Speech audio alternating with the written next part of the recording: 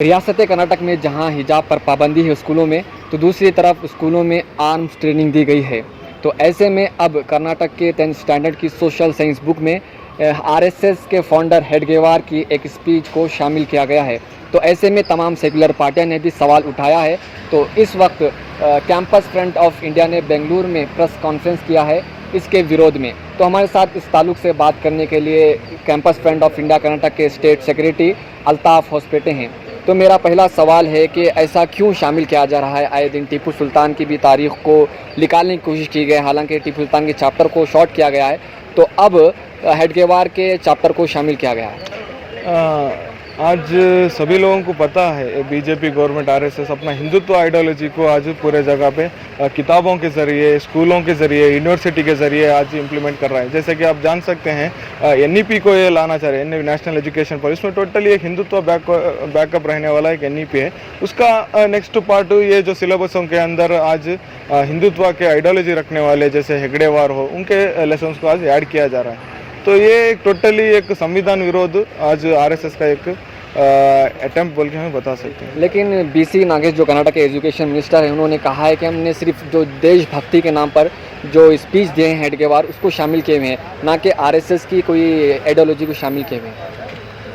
हेगड़ेवार देशभक्त बोल के बीसी नागेश कौन से बुनियाद पे बोल रहे बताएं? हेगड़ेवार देशद्रोही बोल के मैं खुलेआम ओपनली बोल सकता हूँ, क्योंकि गांधी जी के विचारधाराओं को उसने अगेंस्ट किया। वो कैसे देशभक्त हो सकता है? इस देश के अंदर 3 बार बैन होने वाला संगठन आरएसएस, उसका जो फाउंडर है वो कैसे देशभक्त हो सकता है? जो यहाँ के माइनॉरिटी, यहाँ के जो भाईचारे के खिलाफ रहने वाली आइडियोलॉजी जो आरएसएस है, उसको कैसे देशभक्त कैसे कहे जा सकते हैं? ये देश विरोधी लोग हैं। ये देश के, मैं कहता हूँ ये एक टेररिस्ट लोग हैं। क्यों बोले तो बहुत से इनके टेररिस्ट एक्टिविटीज़ को हम देख सकते हैं। रिसेंटली कोडगु के अंदर आर्म ट्रेनिंग्स, इनके आइडियोलॉजी रखने वाले आर्म ट्रेनिंग्स लिए ये टेररिस्ट लोग हैं। केरल के अंदर पुलिस स्टेशन के ऊपर बॉम्ब डालने वाले लोग हैं। ये बहुत से आरएसएस के दफ्तरों के अंदर केरल में बॉम्ब बनाते वक्त उनके कार्यकर्ता खुद जख्मी हुए हम देख सकते हैं। ये एक टेररिस्ट और नफरत की आइडियोलॉजी रखने वाले लोग हैं।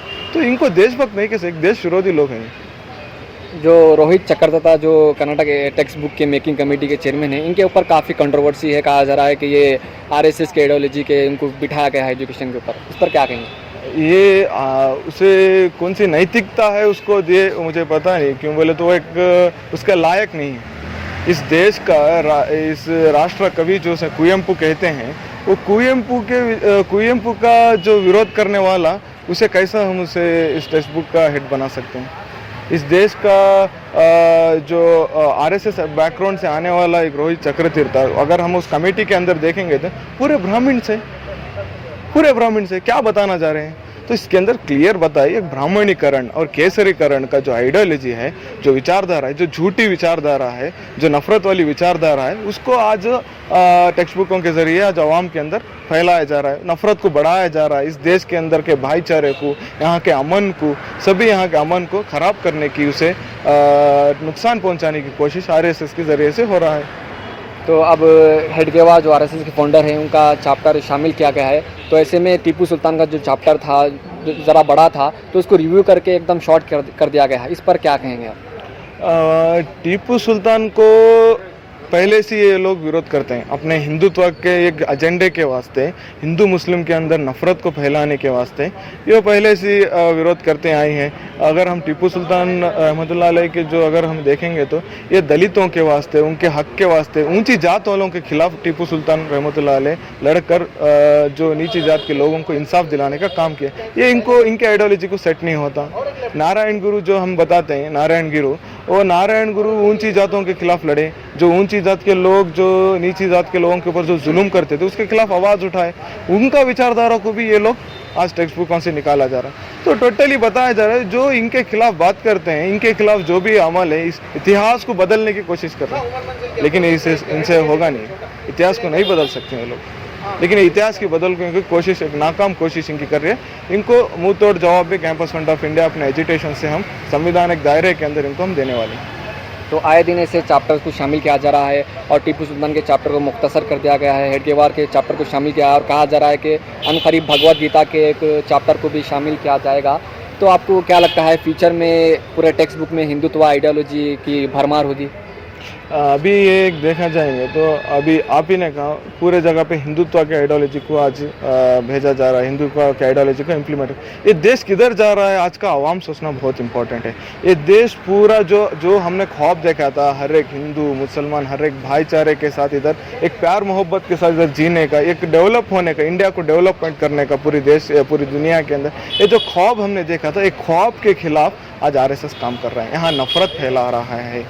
आज देखेंगे तो हर एक विचारधारा के अंदर आज नफरत फैला रहा है। इसको अभी आप देखेंगे नॉट ओनली इनके नफरत के साथ साथ आज इनका भ्रष्टाचार का अगर हम देखेंगे तो स्टूडेंट्स को जो यूनिफॉर्म देते हैं वो यूनिफॉर्म के अंदर बहुत सारा भ्रष्टाचार बीसी नागेश करके हैं, बीसी नागेश भ्रष्टाचार के पीएसआई स्कैम के अंदर, पीएसआई स्कैम के अंदर जो बच्चे मेहनत करके पढ़े आज उनको इंसाफ नहीं है। खुद आरएसएस बीजेपी एबीवीपी के लीडर्स को उस एग्जाम्स के अंदर पास किया गया है, बहुत से इनके लोगों इसके अंदर शामिल हैं।